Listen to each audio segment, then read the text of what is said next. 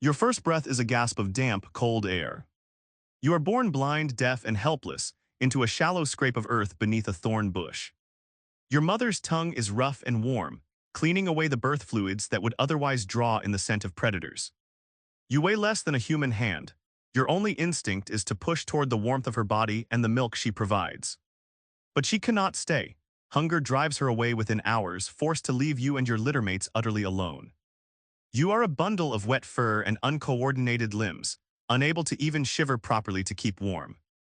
The den is not a shelter.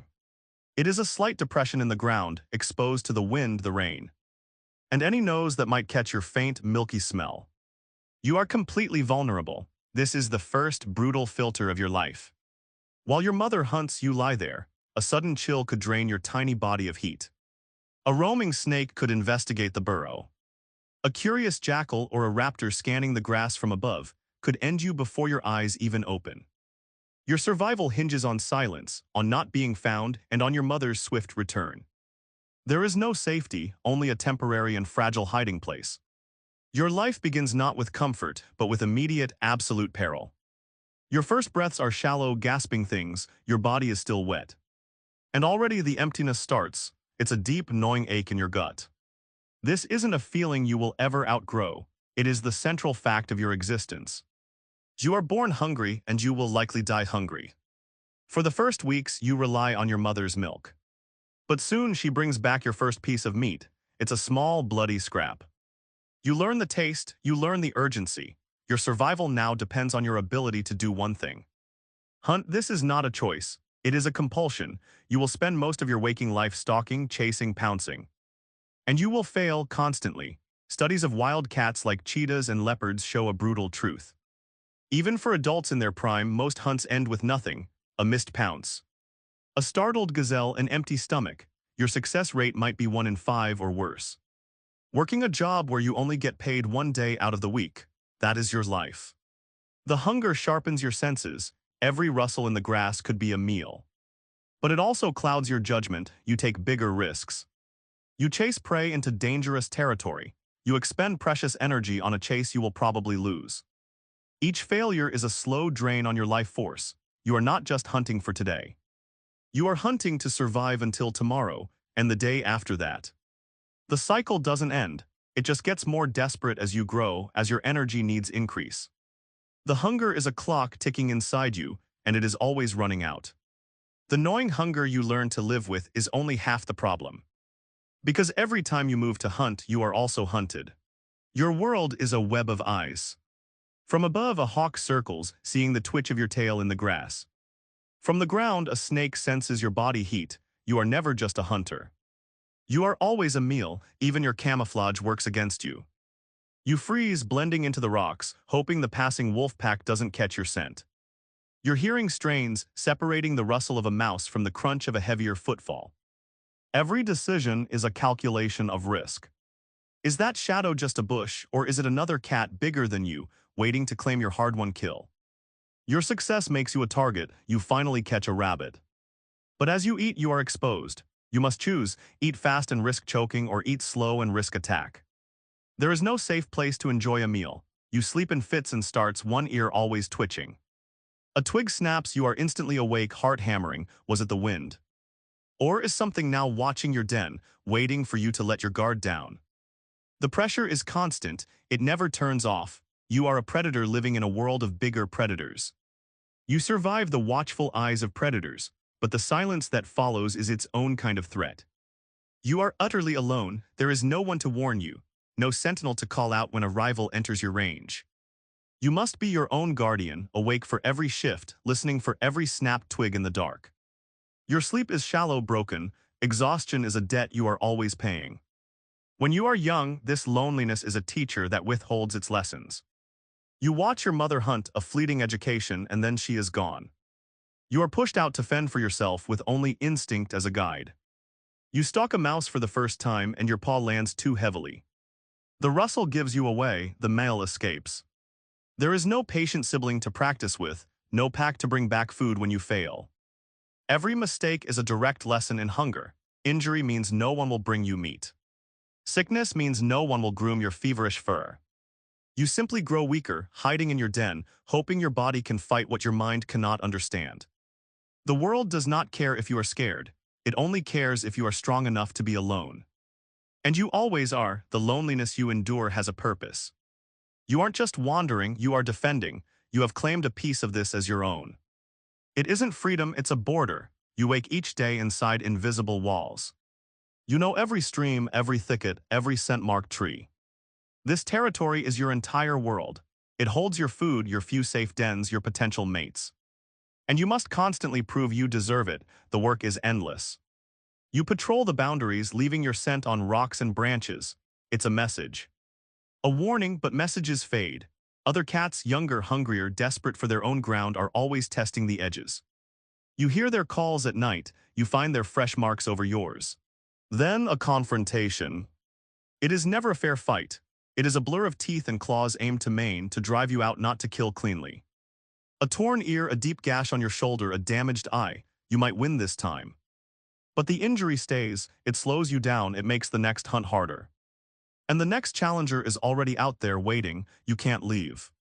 Beyond your known borders is pure danger, the territories of stronger cats or barren land with no prey. So you stay, you guard your prison. Every meal you catch, every hour you rest, is taxed by the sheer effort of holding this line. Your home is a fortress you are forever bleeding to defend. You've defended your territory until your muscles burn. But your body is your only tool, and tools break, a misjudged pounce. A thorn buried too deep, a rival's claw that finds its mark. The pain is instant, a white-hot signal screaming through your nerves. There is no one to lick this wound clean, no one to bring you food while you heal. You must keep moving, and infection sets in. It's not dramatic, just a slow heat spreading from the cut. You grow lethargic. Hunting requires bursts of speed you can no longer muster. The hunger returns, sharper now because you are too weak to satisfy it. A simple limp becomes a death sentence. You watch a young gazelle stumble, an easy kill, and you cannot close the distance. Disease is a silent hunter, a parasite from tainted water, a sickness carried by a flea. Your body turns against itself, you shiver in the heat, your vision blurs. The world you knew so precisely, the distance to that rock, the sound of a twig snapping becomes a confusing, hostile blur. You are no longer a predator, you are prey waiting in the open. A broken tooth means you cannot kill, a damaged eye means you cannot judge a leap. In the wild there is no retirement, there is only function or failure. Your body is a machine with no spare parts, running on rough ground until something inevitably gives way. Your body is broken, an old wound in your shoulder stiffens in the cold. A tooth cracked on bone throbs, there is no medicine, no rest. Pain is just another condition of your life, a constant companion you cannot shake. You push through it because you must, to stop moving is to starve. This is where the story you've been sold falls apart. The wilderness isn't a place of boundless freedom, it's a system of invisible walls. Your territory, fought for with blood, is a gilded cage. You patrol the same borders day after day, not out of wanderlust but out of fear. A step beyond them invites war, a failure to defend them means death. Your world is the size of a few square miles, and you will know every rock, every tree, every scent post within it until you die. The constraint is not just space but time. Every decision is a calculation against a clock that's always running. You are not free to explore, to play, to waste a single hour. From the moment you wake, you are solving one equation: how to spend your energy to get more energy before your energy runs out. The open sky above you feels infinite, but your life beneath it is a tightrope. One misstep, one moment of what a human might call freedom, lingering too long. Chasing a butterfly sleeping in the sun can be the mistake that ends you. You are not the master of this domain. You are a tenant, paying a brutal rent in vigilance and pain day after day until your lease expires. Your territory is secure for now, your body holds out. But evolution doesn't care about your survival, it only cares that you pass your genes forward. So you find a mate or fight for one, and if you succeed, a new kind of peril begins. You give birth in the same sort of hidden, vulnerable den you were born in. The cycle repeats, but now the stakes are doubled. Your hunger is no longer just your own. You need to hunt successfully, constantly to produce milk. Every hour you spend away from the den is an hour your blind, helpless cubs are alone. Exposed, you bring back meat, you nuzzle them clean. You feel a fierce, simple drive to keep them alive. But the wild has no sentiment. A roaming predator might find the den. A sudden cold snap can sap their tiny bodies of warmth. An infection you can't see takes root. Statistically, the odds are against you. In many wild cat species, fewer than half the cubs born will see their first year. You might raise a litter of 3, only to watch one fade from weakness, another taken by an eagle. The one that remains is your legacy. It carries all your risk, all your learned skill. It will soon leave you, as you left your own mother to face the same brutal lottery. Your success isn't measured in years lived. It's measured in one single, fragile life you managed to push across the finish line of independence. And even then, their fight is just beginning. You finally slow down. An old injury never healed stiffens your leg. Your teeth, worn from crunching bone, can't grip like they used to. The hunger you've fought your whole life becomes a constant, hollow companion. You can't chase the fleet-footed prey anymore. You are left with the scraps, the carrion, the failed hunts. One morning you don't rise from your resting place. The energy is gone. You lie in the undergrowth, breathing shallowly. There is no dramatic final stand. No epic battle, the world simply continues around you. Insects hum, birds call. Another predator passes nearby, catches your scent of weakness and moves on, knowing the wait will be short. Your last breath leaves no sound. In a day, maybe 2, the forest begins its work. Small scavengers arrive first. Then the insects. Your body, the same body that once stalked and pounced and defended this ground, is broken down. It becomes nutrients in the soil, feeding the plants. Your bones will bleach in the sun, then crumble into the earth. No one mourns. No marker is left.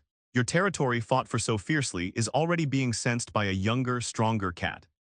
The cycle doesn't pause, it barely notices your end. Your entire existence, the hunger, the fear, the silent watches. The brutal fights leaves no more trace than a shadow passing over the grass. It is the most common end, not with a roar but with a quiet, total disappearance. The wilderness absorbs you and moves on, you survive. The world has thrown everything at you: hunger, fear, cold, and endless watching. You have been hunted and you have hunted, you have won scraps and lost more. You have been alone in the dark for so long, and yet here you are. Your muscles remember every failed pounce, every narrow escape. Your eyes, sharpened by 1,000 twilights, scan a familiar ridge. Your breath fogs the morning air, a small, steady signal of a heart still beating. This is not the freedom of a storybook. There are no wide-open plains of endless possibility. Your freedom is measured in the square miles you've bled to keep. It is the freedom to face the same brutal equations day after day and still solve them.